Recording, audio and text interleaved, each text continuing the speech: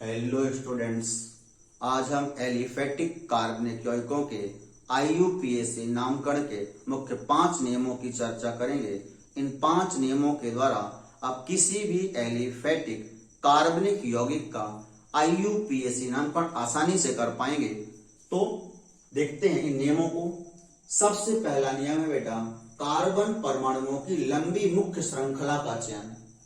ये मुख्य श्रृंखला सीधी भी हो सकती है, शाखित भी हो सकती है, पर ये सबसे लंबी मुख्य श्रृंखला होनी चाहिए। इसमें नंबरिंग करते समय आपको 2 नियमों का ध्यान रखना होता है।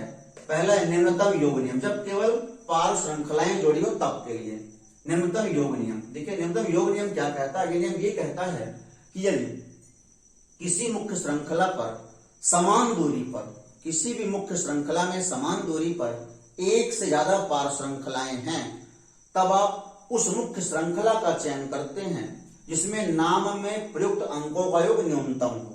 ठीक, यह है न्यूनतम योग नियम।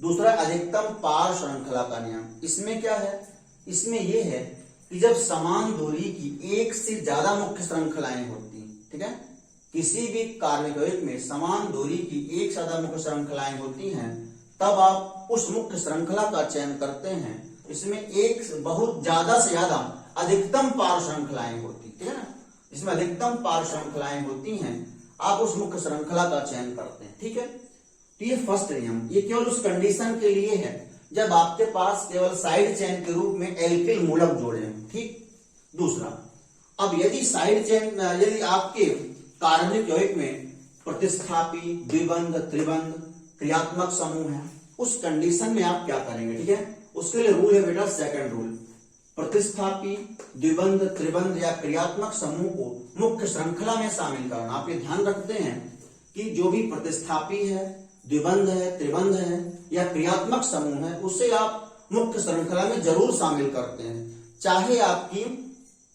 कार्बन श्रृंखला छोटी भले हो जाए। ठीक, पर आप प्रतिस्थापी, द्विबंध, त्रिबंध या क्रियात्मक समूह को मुख्य श्रृंखला में अवश्य शामिल करते हैं। ठीक है, वह उस मुख्य श्रृंखला का चयन करते हैं जिसमें अधिकतम बहुबंध व द्वितीयक क्रियात्मक समूह जोड़े हैं। ठीक है, तथा ऐसी मुख्य श्रृंखला का आप चयन करते हैं जिसमें अधिकतम बहुबंध, ठीक है, ज्यादा द्विबंध त्रिबंध हो व द्वितीयक क्रियात्मक समूह जुड़े हुए हो। द्वितीयक क्रियात्मक समूह का चयन हम यहां से करेंगे। ठीक है, रूल नंबर 5 से। ठीक है, तो ये सेकंड रूल। थर्ड रूल कहता है, तो थर्ड रूल में क्या है, यह है कार्बन परमाणुओं के अंकन का वरीयता क्रम। अब देखिए, यदि प्रतिस्थापी भी है, द्विबंध भी है, त्रिबंध भी है, क्रियात्मक समूह भी है, ठीक है ना, उस कंडीशन में आप कार्बन परमाणु का अंकन किधर से करेंगे। ठीक है बेटा, वो है कार्बन परमाणु के अंकन का वरीयता क्रम। इसमें आप वरीयता देंगे सबसे पहले मुख्य क्रियात्मक समूह को, प्रिंसिपल फंक्शनल ग्रुप को। ठीक है, मुख्य क्रियात्मक समूह होने पर आप यहां से नंबरिंग करते हैं। ठीक है, यदि ये नहीं है तो अब द्विबंध को देखें, द्विबंध कहाँ है। ठीक, अब द्विबंध त्रिबंध में ये द्विबंध त्रिबंध समान दूरी पर है। ठीक है, समान दूरी पर होने पर द्विबंध को वरीयता देते हैं त्रिबंध पर। ठीक है, ये दोनों समान दूरी पर है, द्विबंध त्रिबंध, तो आप द्विबंध की तरफ से नंबरिंग करते हैं।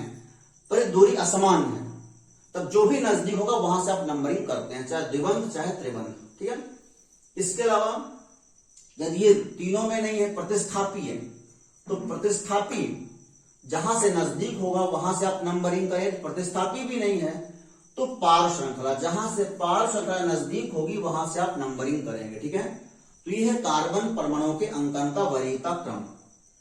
फोर्थ रूल है बेटा, अब आपने लंबी चेन चुन ली, ठीक है, और अंकन भी कर लिया, ठीक है ना, अब आप नाम कैसे लिखेंगे। ठीक है, नाम लिखने के लिए आप क्या करते हैं कि सबसे पहले पूर्व लग्न या उपसर्ग, ठीक है, या प्रेफिक्स, इसको अंग्रेजी के वर्णमाला क्रम में लिखते हैं। ठीक है, पूर्व लग्न आप किसका लिखेंगे, या तो आपके पास साइड चेन होगी, ठीक है, तो उनका आप IUPAC नाम लिखते हैं। ठीक है ना, जैसे क्लोरो, फ्लोरो, ब्रोमो, नाइट्रो, इस तरह से, sorry alkyl, methyl, ethyl, propyl. ठीक है ना, पार श्रृंखला का आप, पार श्रृंखला तो एल्किल मूलक होगा, ठीक है ना, एल्किल मूलक का आप सही नाम लिखेंगे एथिल, मेथिल, प्रोपिल। या प्रतिस्थापी, प्रतिस्थापी जो होते हैं इनके IUPAC नाम आप लिखते हैं, जैसे क्लोरो, फ्लोरो, ठीक है, और नाइट्रो, ठीक है, इनके आप IUPAC नाम लिखते हैं।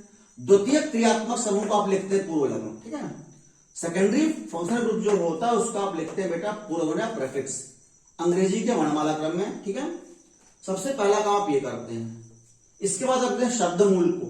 शब्दमूल मेथ, हेत, प्रोप जो भी है, शब्दमूल का नाम आप लिखें, ठीक है। इसके बाद है प्राथमिक अनुलग्न या प्राथमिक प्रत्यय, ठीक है। अब जैसे यदि अपना एल्केन सीरीज है तो आप एन लिख देंगे मेथ के बाद। यदि डबल बॉन्ड आ रहा है कहीं पे तो इन लिख देंगे शब्दमूल के बाद। ट्रिपल बॉन्ड आ रहा है तो आप आइन लिख देंगे, ठीक है। फिर इसके बाद आप लिखेंगे द्वितीयक अनुलग्न। द्वितीयक अनुलग्न, द्वितीयक अनुलग्न होता है मुख्य क्रियात्मक समूह में। द्वितीयक अनुलग्न होता है, प्रत्यय होता है मुख्य क्रियात्मक समूह में, ठीक है। जैसे ऑल हो गया, सीएचओ हो गया इनमें, ठीक है। एल्डिहाइड और एल्कोहल इनमें, ठीक है। 5 नंबर रूल। 5 नंबर रूल कहता है बेटा, इसमें हम चयन करते हैं मुख्य क्रियात्मक समूह के चयन का क्रम। अब हम ये जाने कौन सा मुख्य है, कौन सा द्वितीयक क्रियात्मक समूह, ठीक है। देखिए यहां पर हम चर्चा करेंगे 15, लगभग 15 क्रियात्मक समूहों की, 14, ठीक है ना।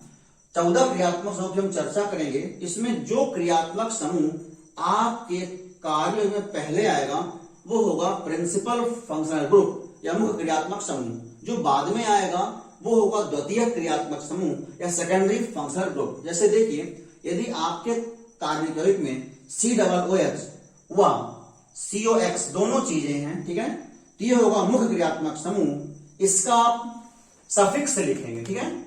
इसका आप सफिक्स लिखेंगे वर्ड रूट के बाद। वर्ड रूट के बाद प्राइमरी सफिक्स और फिर सेकेंडरी सफिक्स के रूप में आप इसको लिखेंगे, ओइक एसिड लिखेंगे, ठीक है।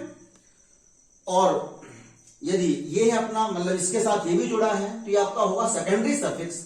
इसका जो है तो आप प्रेफिक्स लिखेंगे, पूर्व लग्न लिखेंगे वर्ड रूट के पहले, जैसे हेलो फॉर्मेट, ठीक है।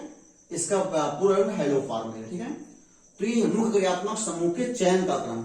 हम कैसे चयन करेंगे कि कौन सा मुख्य क्रियात्मक समूह है, कौन सा द्वितीयक क्रियात्मक समूह है, ठीक है। देखिए जैसे यहां पर हमने लिखा है सबका क्रियात्मक समूह, ऊपर पूर्व लग्न, नीचे अनुलग्न, अर्थात इसका उपसर्ग क्या है, प्रत्यय क्या है। इस प्रकार से यहां पर भी COOH यदि ये है तो ये हरदम मुख्य क्रियात्मक समूह होता है। इसका जो प्रेफिक्स है carboxy, suffix oic acid. SO3H का prefix sulfo, suffix sulfonic acid. COO ester होता है, इसका prefix alkoxy carbonyl, suffix alkyl carboxylate. COX इसका प्रेफिक्स हेलोफार्मिल और सफिक्स ऑयल हैलाइड। CONH2 इसका prefix carbamoyl, suffix amide. CHO prefix aldo, suffix अल।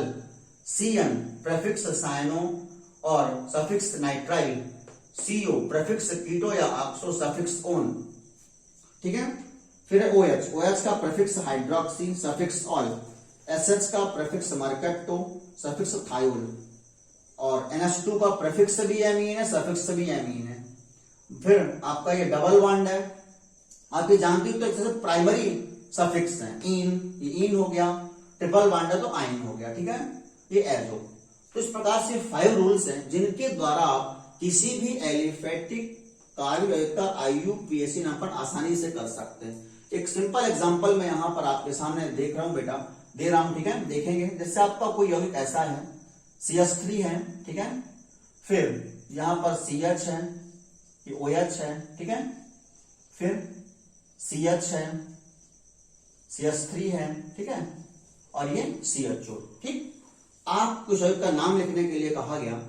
अब इस यौगिक में आपके पास 3 चीजें हैं, ठीक है। OH है, CHO है, CH3, ठीक है। सबसे पहला काम आप करेंगे कि अपनी लंबी चेन चुनेंगे, ठीक है। लंबी चेन जो होती है उसमें आप क्रियात्मक समूह को शामिल करते हैं, मैंने आपको बताया था, ठीक है। और क्रियात्मक समूह में यदि कार्बन है तो उस कार्बन का भी अंकन आप करते हैं मुख्य चेन में, ठीक है ना। यदि आप यहां पर CHO जो है इसमें स्वयं कार्बन है तो आप यहां से नंबरिंग करेंगे इसकी, ठीक है बेटा। ये आपकी मुख्य चेन होगी 1, 2, 3 और 4, ठीक है ना। ऐसा आप नंबरिंग करेंगे। 4 कार्बन है यहाँ पे, ठीक है। अब देखिए मैं नाम लिखने का भी क्रम आपको बताया है, सफिक्स वर्णमाला क्रम है, पार श्रृंखला है, प्रतिस्थापी द्वितीय क्रियात्मक समूह, ठीक है। अब देखिए यहां पर 2 क्रियात्मक समूह है, OH भी है, CHO भी है। इसमें एक ही प्रिंसिपल है और एक सेकेंडरी है। अब देखिए जो पहले आएगा वो होगा प्रिंसिपल फंक्शनल ग्रुप CHO जो है, CHO के बाद आता है, CHO के बाद आता है OH। यदि आप यहां पर देखें, ठीक है, तो CHO के बाद CnCO फिर आता है OH, ठीक है ना। तो CHO जो होगा ये पहले आ रहा है वरीयता क्रम में, तो ये आपका मुख्य क्रियात्मक समूह हुआ। इसका आप सफिक्स लिखेंगे वर्ड रूट के बाद, ठीक है, और OH का प्रेफिक्स लिखेंगे, OH का प्रेफिक्स लिखेंगे, ठीक है। और इनको आप अल्फाबेट में भी लिखेंगे, इन दोनों को। ये आपका सेकेंडरी फंक्शनल ग्रुप है और ये एल्किल मूलक है, ठीक है ना। तो आप बताया गया यहाँ पे सेकेंडरी फंक्शनल ग्रुप हो, चाहे साइड चेन हो, चाहे प्रतिस्थापी हो, जो भी हो, तो इनका आप इनको अल्फाबेटिकल ऑर्डर में लिखते हैं, ठीक है ना। अब देखिए यहां पर OH का सफिक्स क्या होता है बेटा, यदि आप देखें OH का सफिक्स हाइड्रोक्सी है, ठीक है ना। H से स्टार्ट होगा, ये M मेथिल है, M से स्टार्ट होगा, ठीक है ना। H पहले आएगा, ठीक। तो सबसे पहले आप जब नाम लिखेंगे तो लिखेंगे 3-हाइड्रोक्सी, 3-हाइड्रोक्सी, ठीक है। 3-हाइड्रोक्सी के बाद 2-मेथिल, 2-मेथिल, ठीक है, और 1-अल। 3-हाइड्रोक्सी 2-मेथिल के बाद ब्यूट, ठीक है, और ब्यूट भी का है ब्यूटेन, ब्यूटेन, ठीक है। ब्यूट तो उसका वर्ड रूट है, इसमें जो कहीं डबल बॉन्ड तो है नहीं, ठीक है ना। तो प्राइमरी सफिक्स एन लग जाएगा तो हो जाएगा ब्यूटेन, ठीक है। और ब्यूटेन के बाद फर्स्ट कार्बन में अल है बेटा, तो आप जोड़ेंगे अल, ठीक है। तो इस प्रकार से इस ऑर्गेनिक कंपाउंड का जो नाम है आप इस तरह से लिखेंगे 3-हाइड्रोक्सी 2-मेथिल ब्यूटेन 1-अल, ठीक है।